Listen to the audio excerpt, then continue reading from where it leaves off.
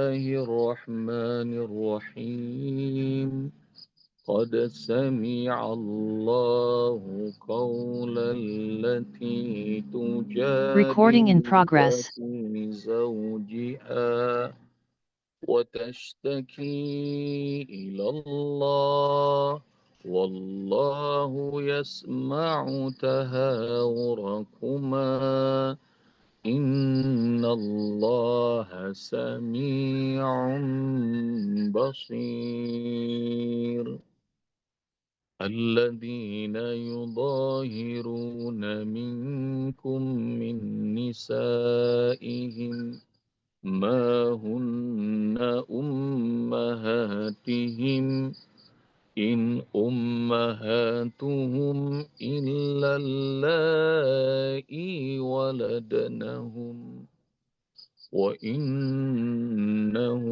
ليقولون منكرا من القول وزورا وإن الله لعفو غفور. Sungguh Allah sudah menyimak mendengar ucapan seorang perempuan yang menggugat padamu Muhammad tentang suaminya dan dia telah mengadu pada Allah dan Allah mendengar pembicaraan kalian berdua. Allah Maha mendengar, Allah Maha melihat. Sementara orang-orang yang menzihar istrinya, istri mereka bukanlah ibu mereka dan ibu mereka adalah orang-orang yang melahirkan mereka. Dan mereka berkata ucapan-ucapan yang mungkar dan dusta. Sedang Allah Maha Pemaaf, Allah Maha Pengampun. Ayat 1-4 ayat Bunda berbicara tentang zihar yang Allah turunkan keputusannya. Zihar itu adalah kebiasaan orang-orang Arab melecehkan martabat istri mereka, dan Khawlah binti Sa'labah kaget mendengar suaminya masih seperti orang jahiliyah, masih menghina, mengejek istri. Dan karenanya Khawlah tidak mau digauli oleh suaminya sampai Allah dan Rasulnya memberi keputusan. Dan kemarin kita sudah bicara tentang istri yang mengadu pada Allah, lalu kemudian sampaikan gugatannya kepada Rasul. Dan Allah menyimak. Dan sekarang mulai Allah memberitahukan apa hakikatnya tentang bagaimana zihar itu adalah dusta. Zihar itu adalah ucapan yang mungkar yang akan mendatangkan murka Allah. Karenanya zihar itu termasuk dosa besar. Jadi buat para ayah, para suami, ngomong yang baik-baik aja sama istri. Pokoknya kasih kabar gembira terus. Rumah baru, mobil baru, gelang baru, cincin baru, itu girang. Pokoknya yang baik-baik. Bawain makanan, pokoknya bawain ke rumah ayah harta yang halal. Asal banyak. Cocok nggak Bunda? Jadi bawain ke rumah harta yang halal aja. Asalkan banyak. Jangan udah dikit haram lagi. Dan ini kebiasaan orang-orang jahiliyah. Orang-orang jahiliyah kapan? So, dulu dan sekarang juga masih banyak yang masih melecehkan istri-istri mereka. Jadi hati-hati dalam pembicaraan. Dan dalam Islam itu ada dua hal. Nanti cari hadisnya sama ayah bunda. Khoslatani fil Islam. Jadduhu majad wa hasluhu majad. dua hal dalam Islam yang sungguh-sungguhnya jatuhnya sungguh-sungguh. Bercandanya pun juga jatuhnya secara hukum sungguh-sungguh. Apa dua hal dalam Islam itu yang mau dia bercanda, mau dia serius, jatuhnya hukumnya adalah serius? Dua. Yang pertama nikah, yang kedua talak. Nikah dan talak. Bercanda misalnya, ayah imam misal. Ayah Sadirman jadi menantu saya aja, mau nggak? Gitu. Bercanda nih, bercanda. Terus kata Ayah Sadirman, benar nih, benar. Dah, saya terima. Salaman tuh. Terus Ayah Ismail, Ayah Suhadi ngeliat jadi saksi. Bercanda ngomongnya, jadi tuh closing. Nikah. Langsung jadi menantu Ayah Sadirman. Jadi bercandanya jadi. Talak juga begitu. Nggak sungguh-sungguh. Kadang-kadang laki-laki suka enteng ngomong. Kalau keluar aja dari pintu, berani pergi dari rumah, saya talak kamu. Bercanda. Jatuh. Begitu istrinya beneran keluar, dia sengaja maupun tidak, dia ingat maupun lupa. Begitu dia keluar, maka jatuh. Maka itu yang disebut talak taklik.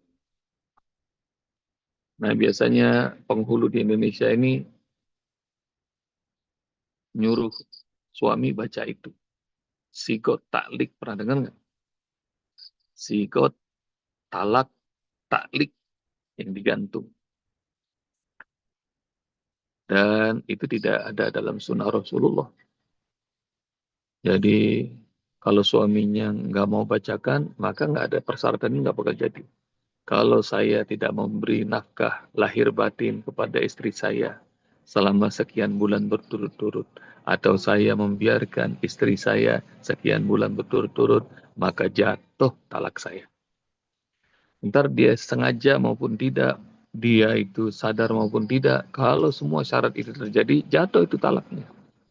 Dan saksinya banyak lagi, kita semuanya nyaksiin. Jadi, nah itu dua hal dalam Islam. Seriusnya jatuhnya serius hukumnya, bercandanya jatuhnya serius. Nah ya bunda, banyak keluarga yang menjalani hidup rumah tangga ibadah yang paling panjang. Kan kalau sholat cuma berapa menit, haji mungkin cuma sebulan, puasa cuma sebulan. Tapi ibadah yang paling panjang namanya adalah nikah berumah tangga. Ada yang udah 20 tahun, ada yang udah 50 tahun, ada yang lebih dari itu. Itu ibadah yang paling panjang. Kalau ibadah-ibadah yang lain itu nggak pakai ilmu aja, nggak diterima, apalagi ini ibadah yang paling panjang. Dan banyak orang nikah nggak ngerti ilmu. Dan akhirnya jahil, bodoh, ngawur. Hingga akhirnya kecewa dikit, zihar. Ini dia, zihar. Allah, kamu kayak punggung ibuku. Di Indonesia ada nggak kalimat kayak begitu? Ini kalau kebiasaan orang-orang Arab dulu, nah menyamakan istri dengan punggung ibu. Zihar dari kata zohar, punggung. Satu, dia menyamakan istri dengan ibu yang statusnya nggak pernah sama. Ibu itu tidak boleh dinikahi karena mahram. Kalau istri adalah orang yang Allah pilih, dia bukan mahram dan dia dinikahi kita. Yang kedua, dia melecehkan dua orang wanita mulia sekaligus, istrinya sama ibunya. Jadi ibunya nggak tahu apa-apa, tiba-tiba ke ucapan hina. Jadi dia menghina istrinya, dia menghina ibu. Jadi ucapan bodoh.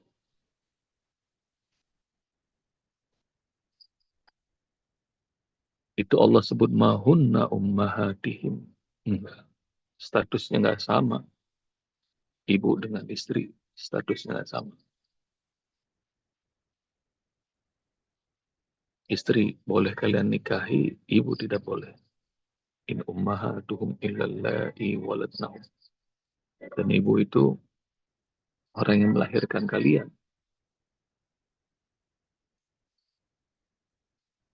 Dan pelajaran poin pertama nih hari ini, ayah bunda, karena nikah itu adalah ibadah, dan ibadah yang paling panjang, betapa sayang orang yang tidak berilmu dalam menjalani pernikahan. Karena dia bodoh, muncullah zihar. Karena bodoh, muncullah talak. Karena bodoh, dia menyia-nyiakan. Karena bodoh, dia melakukan talak yang paling dibenci sama Allah. Abghadul halal ilallahi at-talak.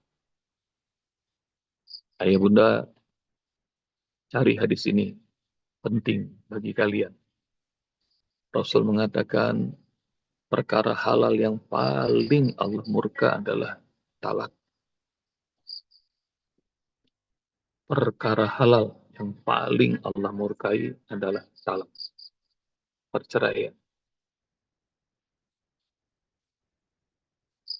Hingga karena urusan kayak begini nggak tahu ilmunya, baru kecewa dikit aja, ngomong sama keluarga, ngomong sama teman-teman, ngomong sama sejawat, pada ngomporin, udah pisah aja kalau kayak begitu. Gampang banget tuh, nyuruh pisah, karena semuanya bodoh. Dan barangkali terjadi pada diri kita dan anak-anak kita, ya bunda. Kalau 20, 30, 40 tahun yang lalu, kayaknya rumah tangga itu tentrem, aman, awet, suami mencintai istri, istri menghargai suami. Sekarang mah banyak pernikahan-pernikahan yang sekarang, baru aja nikah, masalah dikit, milih pisah. Udah gitu datang ke orang tua masing-masing, kata orang tua yang udah bisa aja, ego semua. Padahal dulu orang tua kita ngajarin, kalau masalah kalian berdua, nggak usah cerita-cerita sama orang tua kita. Sekarang semuanya ngomporin karena nggak tahu nih hadis ini. Abghadul halal ilallahi at-talaq. Perkara yang paling Allah benci dari yang Allah halalkan adalah talak. Meskipun halal, tapi Allah benci. Dan talak tuh, ayah bunda, adalah prestasi terhebat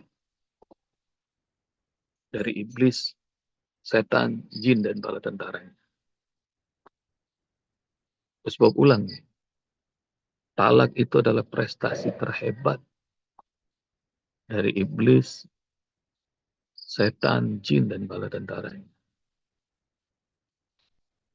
Kalian baca ayat 100 sekian, surah Al-Baqarah, tentang dua malaikat yang akhirnya mengajarkan ilmu sihir di Babilonia. Dan ma yufarriqu bainal mar'i wa zawji, ilmu tertinggi mereka adalah menceraikan suami dari istrinya, istri dari suami. Dan nanti bakal ketemu, kalau baca tafsirnya, ketemu hadis tentang betapa iblis gira kalau ketemu anak buahnya yang melapor sudah bisa menceraikan pasangan ini. Jadi prestasi terhebat jin, setan, iblis adalah membuat suami istri menjadi cerai.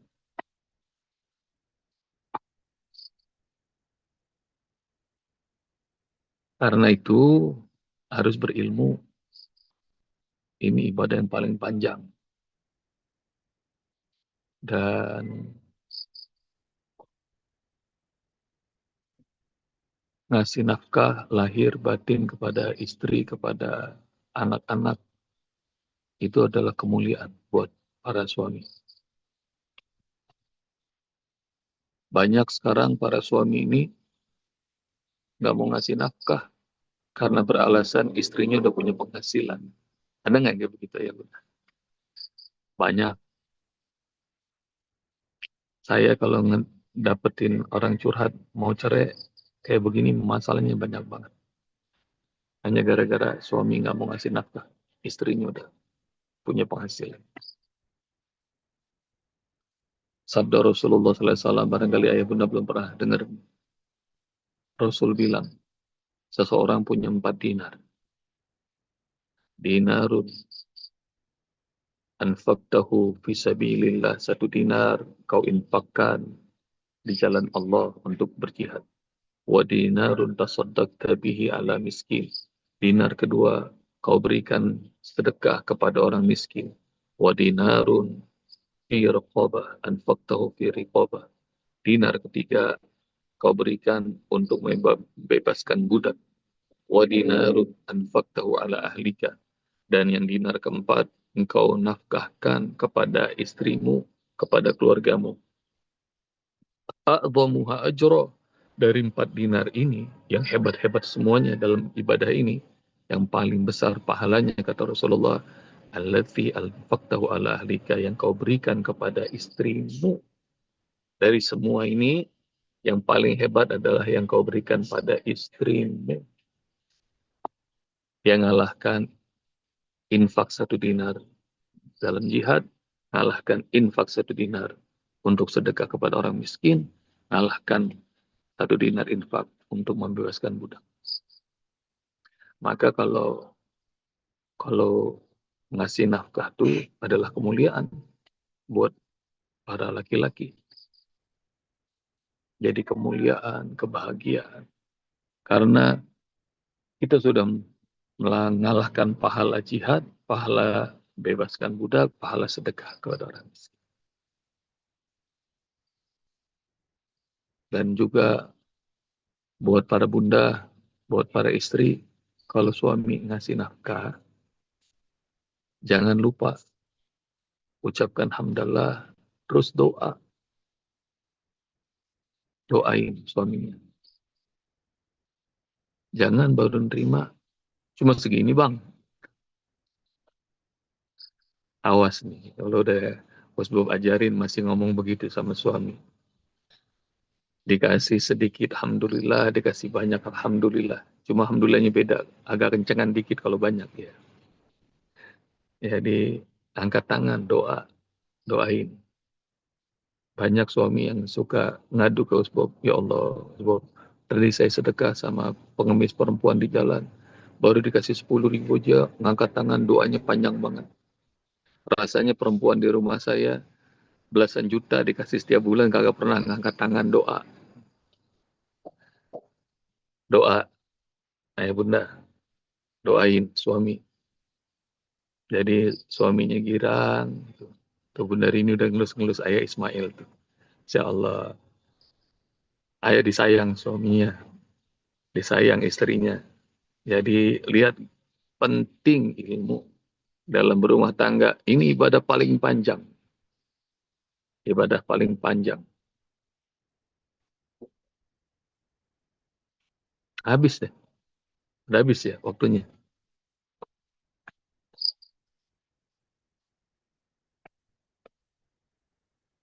Wa innahum la yaquluna munkaram minal qawli wa zura. Dan ucapan zihar itu adalah ucapan yang mungkar.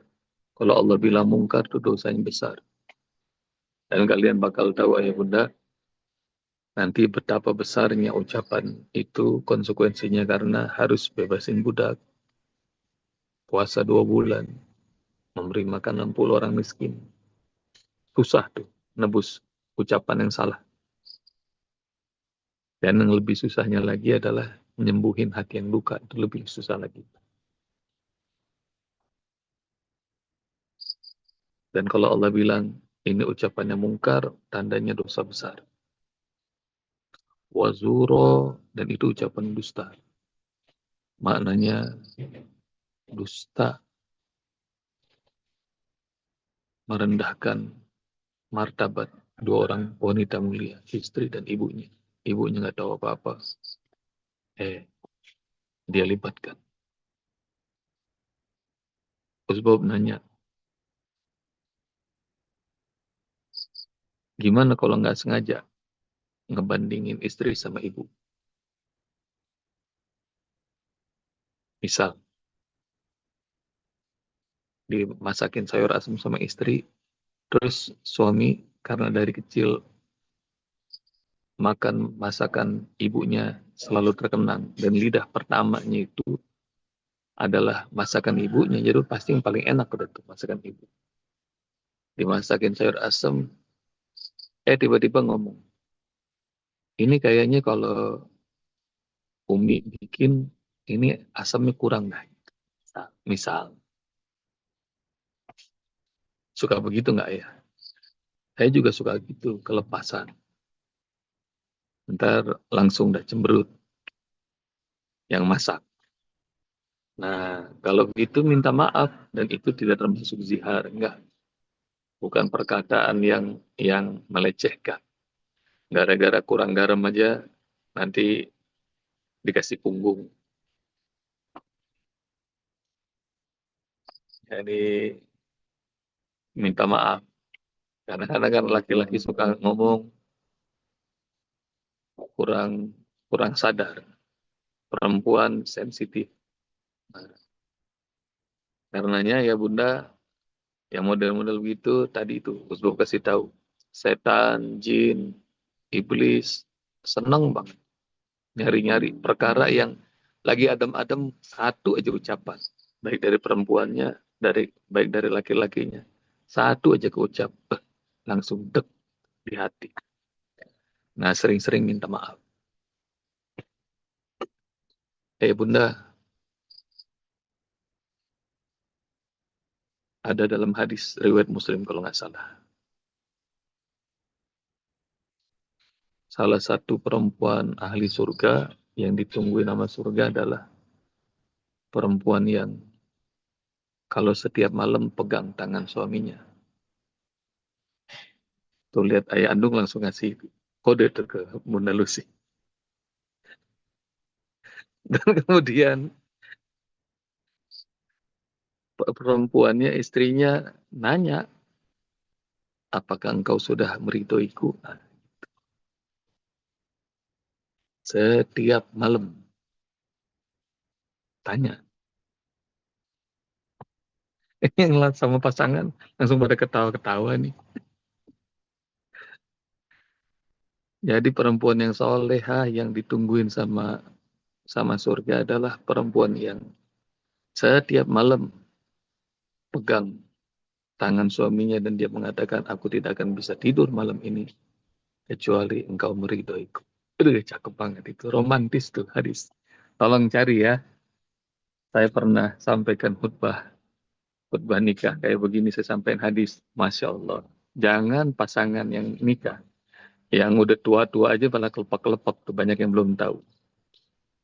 Tolong cari tuh hadisnya. Ini Mas Bob lagi Allah ingatkan tuh. Aku tidak akan bisa terpejam mataku malam ini sebelum kau meridhoiku. Baik, keren. Di perempuan yang ditungguin surga. Dan apalagi kalau suami mendapati istrinya udah meninggal, terus suaminya bilang, saya ridho padamu. Wah, udah surga. Karena perempuan surganya gampang. Sholat 5 waktu, puasa di bulan Ramadan, menjaga harga dirinya, dan taat sama suaminya. 4 ini dia boleh pilih. Pintu surga yang mana saja dia bisa masuk. Kalau kerjakan itu. Sholat 5 waktu, insya Allah. Bunda semuanya itu sudah sholat 5 waktu. Puasa Ramadan, insya Allah.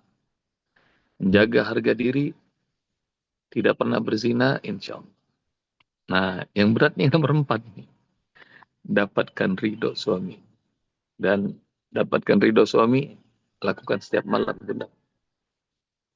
Jadi kalau suami udah ridho, insya Allah zihar nggak keucap.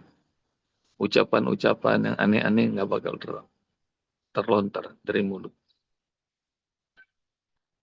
Dan itu kiranya ya benar rahmati Allah Subhanahu wa taala. Zihar, talak, dan sejenisnya itu terjadi karena nggak ngerti. Pernikahan itu adalah ibadah yang paling panjang. Ibadah yang mengasihkan. Kalau dulu melakukan sendiri, sekarang sudah bersama. Dan kata Rasulullah, nikah itu adalah separuh agama. Nisfuddin. Jadi nikah itu separuh agama. Jadi udah kelar separuh agama dengan cara menikah. Terus para ayah ngomong, kalau satu udah sama separuh, kalau empat berarti dapat 2 kali lipat. Langsung mencari itu hadis. Demikian ayah bunda, jazakumullah. Assalamualaikum warahmatullahi wabarakatuh.